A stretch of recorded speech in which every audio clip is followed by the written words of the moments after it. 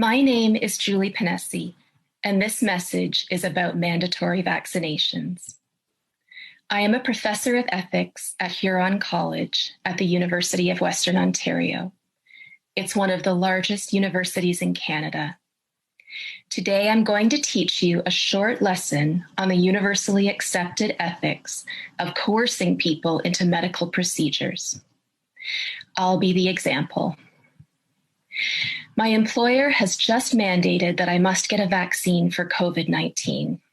If I want to keep working at my job as a professor, I have to take this vaccine. Here's my conundrum. My school employs me to be an authority on the subject of ethics. I hold a PhD in ethics and ancient philosophy. And I'm here to tell you it's ethically wrong to coerce someone to take a vaccine. If it happens to you, you don't have to do it. If you don't want a COVID vaccine, don't take one. End of discussion. It's your own business. But that is not the approach of the University of Western Ontario, which has suddenly required that I be vaccinated immediately or not report for work. So with the school year beginning in a few days, I am facing imminent dismissal after 20 years on the job, because I will not submit to having an experimental vaccine injected into my body. I've had plenty of vaccines in my life, but I've never been forced to take one. It's always been my choice. I don't work in a high-risk environment. I'm not a doctor in an emergency room. I'm a teacher. I'm a university professor. My job is to teach students how to think critically, to ask questions that might expose a false argument. Questions like, says who? Who is the authority giving this order? Should I trust them with control over my body? As a professor, I don't have to watch the news to find out if the COVID vaccines are safe. I read medical journals, and I consult my colleagues who are professors of science and medicine. I've learned from doctors that there are serious questions about how safe these vaccines really are. There are questions about how well they work. Nobody's promising that I won't get COVID or transmit COVID if I get the vaccine. But ultimately, none of that matters to me because I'm a professor of ethics and I'm a Canadian.